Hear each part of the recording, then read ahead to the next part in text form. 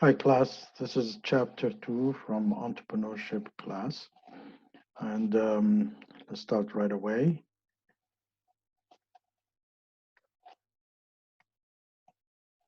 Okay, in the last class we spoke about uh,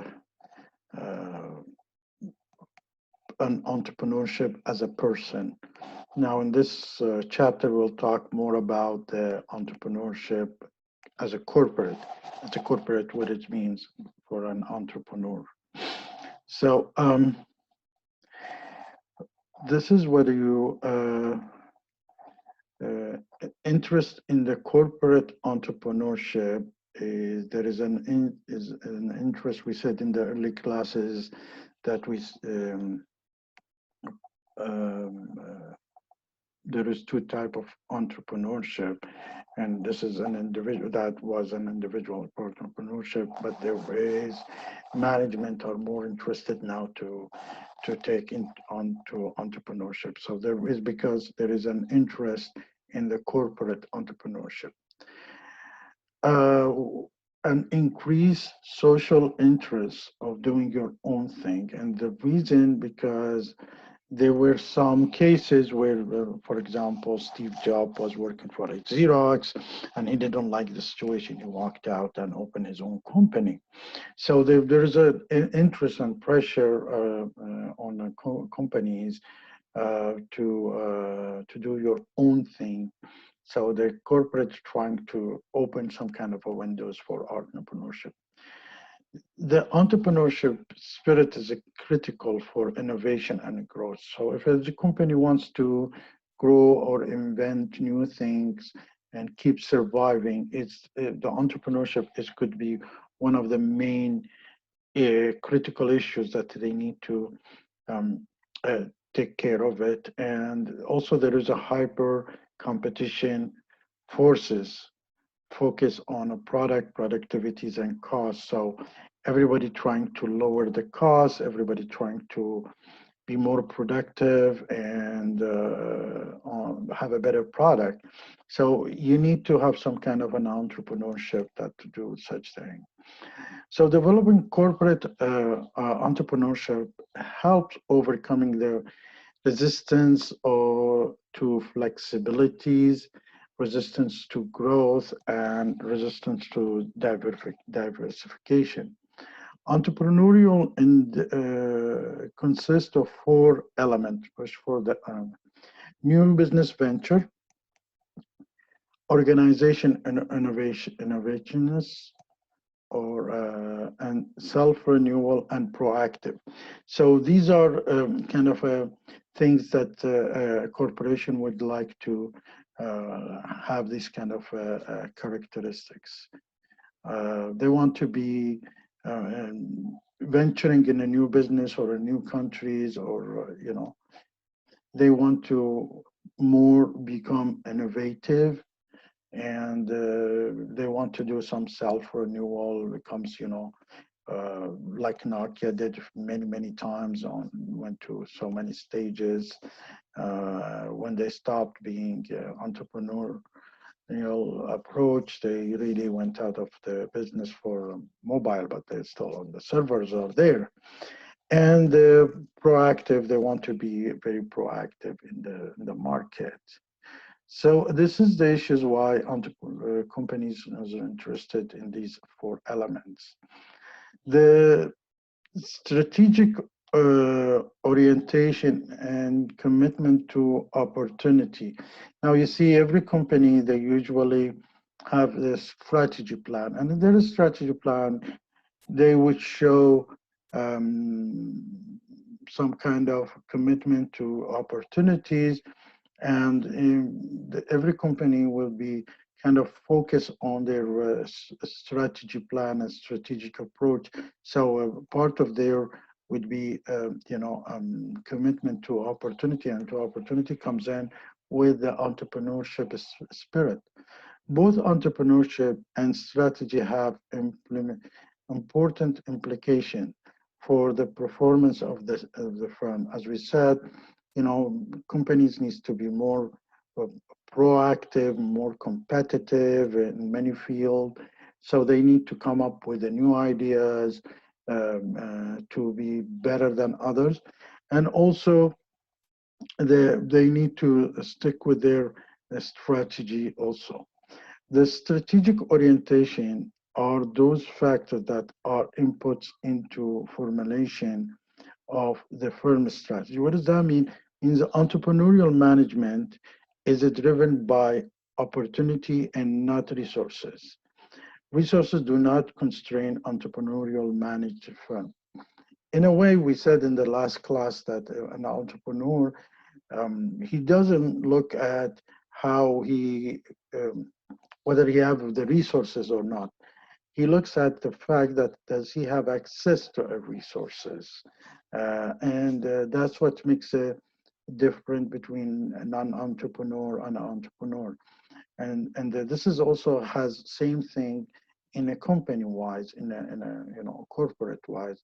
The entrepreneurial management, usually they want to see whether they have access to resources. They don't need to hold on to the resources. And entrepreneurial orientation toward opportunity allows firms to rapidly pursue opportunities, seizing the windows of opportunity. In other words, it's like, um, companies who has this entrepreneurial spirit, they are very quickly to um, get involved into this venture. On the other hand, uh, non-entrepreneurs companies, it takes time and it takes timing of sizing, seeing whether they have the resources, and that takes so much. Sometimes they miss the windows of opportunity because of you know these measures. So the issue here, the commitment of resources and control of resources. As we said, there is two type of two type, one entrepreneurship corporation, and there is one is none. And then the entrepreneurial orientation is toward the commitment of resources, minimize the resource needed to persuade an opportunity. So traditionally managed firms commit resource on a large scales, but in in entrepreneurial companies, they just commit to the access to the resources so they can pursue it very, very large. In other words, put it this way. Um, uh, two a good example, two people who wants to jump in a pool. One sees the water and he jumps in the pool, and the other start measuring how deep is the pool, whether enough water there, is it warm enough, all these process. By the time probably he did all these measures, the weather is changed and there is no time for this.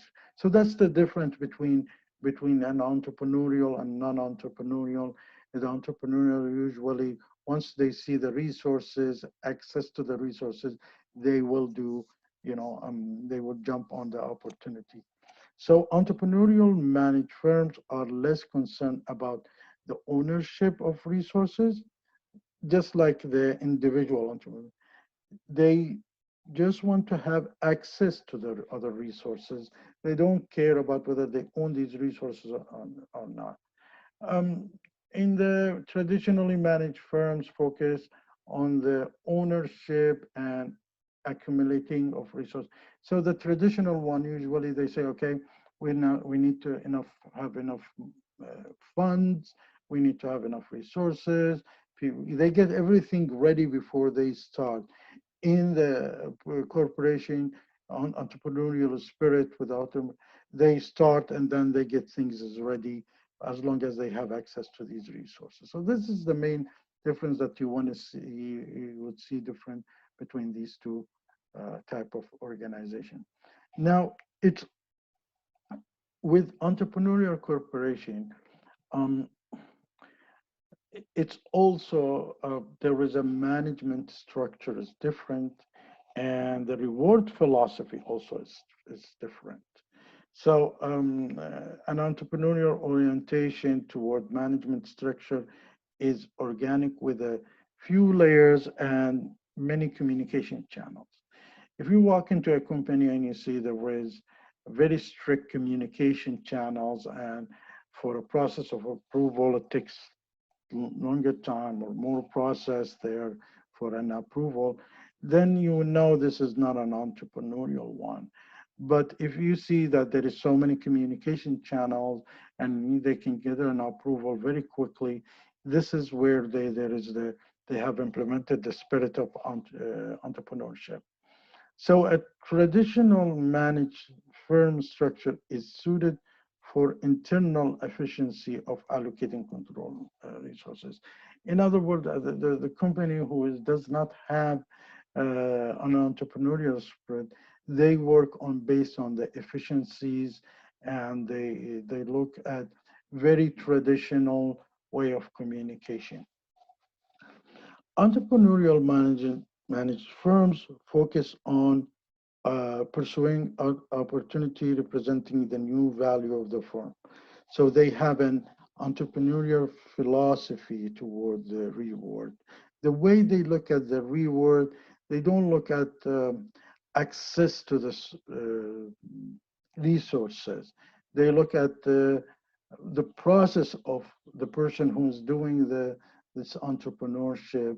And on the other hand, the traditional companies determined by the amount of resources and employee control. The more resources you control, the more your chance of growing within the company. In entrepreneurship, they look at the process of and the activities of this individual in order to be promoted. So there is some differences between them. The other thing that they are, uh, it's a growth oriented and entrepreneurial culture. A firm with an entrepreneurial orientation toward growth has a strong desire to expand their firms rapidly. So they don't do all these calculations. So they will go and start establishing their firms, their representatives, because they have the entrepreneurial spirit. On the other hand, the firms prefer to grow, regular firms to grow, to be slowly and steadily and safely. There's also a cultural distinguish between entrepreneurial and traditional managed firm. Entrepreneurial orientation toward culture and encourage the generation of idea, open-minded experimentation, allowing failing, creative output, out-of-box thinking, all these things. They encourage such as an ideas. In the traditional managed firm culture, employees is first assess the resources it control. So this is where we said the entrepreneur companies usually, as long as they have access to the resources, they will commit. The traditional one, they would say, okay, let's see how many employees we have. We can put them in this project, how much money we have. They will assess everything before they move on. Most of the firms actually they don't have that two extreme things. Some of them they probably in the middle of this between the traditional and entrepreneurial managed companies. So in general, the characteristics of an environment for entrepreneurial companies is that the organizations operate on a frontier of technology. They always adopt the new technology, and they're always up ahead of everybody in utilizing the technology. They're always encouraging the new ideas. The trial and error is encouraged. So if you try and you fail, that's okay. So failure are allowed. No limit for opportunities. There is no parameters. You're so open. The resources are available and accessible for somebody with an idea. They can talk to their supervisor or manager, and right away they can have an access to it. Multidisciplined teamwork, usually an individual has more than one task or one position. They look at the long time horizons, and they have some kind of a volunteer programs where people can be, if they have an idea, they can work on it as a volunteer or as a being paid for that. Um, they set up an appropriate reward system. As we said, is the rewarding in entrepreneurial is different than traditional organization, and basically they do set it up that way. Not how much is the employees holding resources, is the process of coming up with an idea, how many ideas and how much can help this. Sponsor and championship available, and support. You get usually support from the top management to come up with an ideas. So these are the issues that characterize any entrepreneurial environment and company. On the other hand, also as a leadership of a corporate entrepreneurial, they have a corporate entrepreneur understanding of the environment. So they are mentally, they do have an understanding that they are into invention, coming up, venturing, and all these things. They must be visionary leaders, a person dreaming a great dreams. So the management, they always have them, visions. They must be flexible and create management options. They encourage teamwork using a multidiscipline approach, and corporate entrepreneurs encourage open discussions. Openness leads to a strong coalition of supporters. A corporate entrepreneur must be persistent to make a new venture successfully. If you notice, there is so many of these characteristics that we are talking about it today. They are we're trying to implement in our class, and because a truly individual should believe in themselves, they can create, they can be out of box thinking. They should know that the group work, group team is important, and all these issues that you need to get involved with it. So the issues is like these are the leadership characteristic of corporate entrepreneurship. Now, the establishing corporate entrepreneurship has a few characteristics that if they don't have it, you need an individual, a company should establish these things. The first step is to secure the top management. The top management should be believing in entrepreneurship, open ideas that we said, flexibility, flat communication, multi-communications. So the management should be committed to that. The second is identify area of interest and money available. So management and the company, which is they should identify which areas they're interested in, and if there is a money available, doesn't have to be they're holding the money, access to that resource. Once again, we said that. The third is use the technology to make the company more flexible. Now, if you're a small company, you might use the technology, access to database, large database, using the high-end application to look big enough for the end user, the customer. And if you're a big company, you might want to utilize some CRM, a small application here and there, give the individualities for each small number of people to really operate as an entrepreneur. The fourth thing is interested manager will train their employees. So in the entrepreneurship, usually, for example, management travels, try to grasp new ideas, meet other people grasping new ideas, and they will be training their own employees on these ideas. The fifth thing that develop ways to get closer to customer. The more you understand the customer, the more you are able to come with the creative ways to solve their problems or to make their life better. When you're making a customer life better means he is valuing more than you than the rest of the competition and probably or is willing to pay more for that.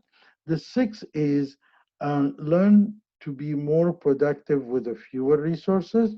So the less resources that you have, you need to be more productive with them and establish a strong support structure. As we said, multi-communication, more flatter organization, faster support and approvals. And the eighth is tie the reward performance of the entrepreneurial unit. So the entrepreneur people or the unit itself should not just get paid salaries. They might be getting a percentage if this business start running or start generating more income, or they could have a promotion also. So you need to tie the rewards performance of the entrepreneurial unit. And finally, allow successful units to expand and unsuccessful ones to be eliminated. So you give it timing, you give it standards, probably a certain base level that when you call off a new venture and when you call on a new venture.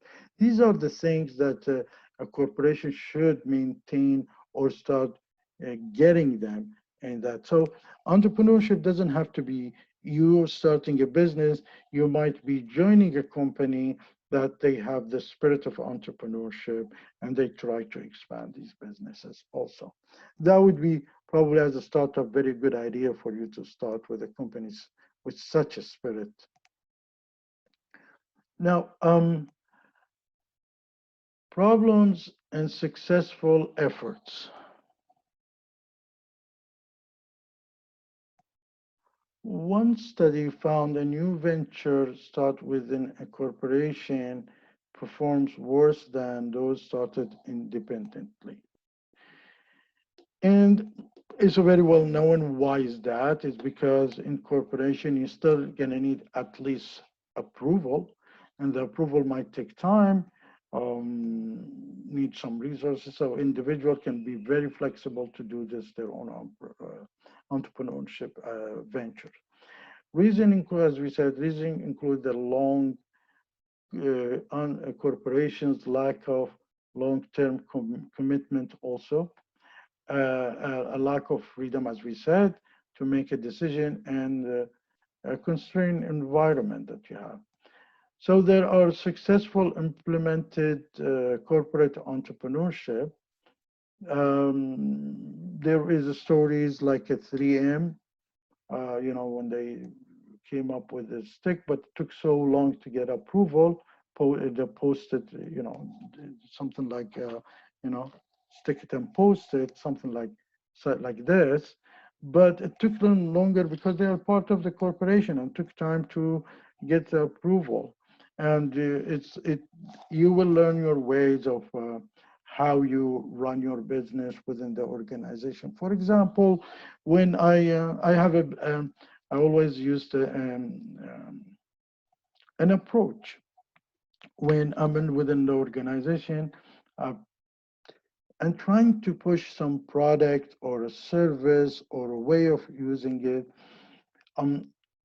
I've always, we have in any organization sharks for hunters for opportunities, but they don't come up with the opportunities. So I always use this way of doing it is you're just like you're in a boat and you drop one uh, tip of a little bit of blood in the water, and suddenly you see shark swimming around you. So this is how I usually did it. And some of the times is that I go myself and strike the new business and let the other knows, and striking a new business, that's like a dropping the blood in the water. And suddenly I see all these sharks, people who are looking for opportunity, or people who are usually running to the dead end of their work. They will be swimming around me looking for have them as a part of the team. So this is one of the way of how to get in the entrepreneurial, create an entrepreneurial spirit, and you would see lots of people will be supporting you once they see some businesses happening there. So implementing corporate entrepreneurship can lead to a new product, growth, and a new corporate environment and culture. And this is from my personal experience. So learning from the failing. You have to know one thing, that if you're an entrepreneur, you will be failing, definitely. That's not an issue. Uh, you, if you don't fail, that means you're not trying enough. And failing is part of being entrepreneur. I failed a few times, which is fine. But how I can overcome this failing, this is the issue that you need to look at it. So learning from failure. Sometimes initiatives fail to achieve their objective and are terminated. These represent an opportunity to learn, actually, and avoid the mistakes in the futures. So mistakes are not bad. Mistakes are something is good, and failing is good if you're learning from it. But if you don't, then they are really, you keep repeating it. And people who don't know their history, they doomed to repeat the failing or the mistakes again. So there is approaches, but the newest one is individual who using the dual process modeling of coping with the negative emotion, recovering from more easily. Then dual process modeling, we will have a video after that. You're gonna understand better how it works. But in general, the dual process requires between two alternative approach to a loss. And that means loss orientation, focus on the loss event to create an account of the failure. So you're facing the failing, and it makes you, instead of avoiding it and looking at it and analyzing. And restoration orientation, use distraction from focus energy on the problem. So you move back and forth between these things. One is you look at the, your loss, detail it, see what's causing it, what is analyzing it, and then you move again to the second part where you building the future and creating hope.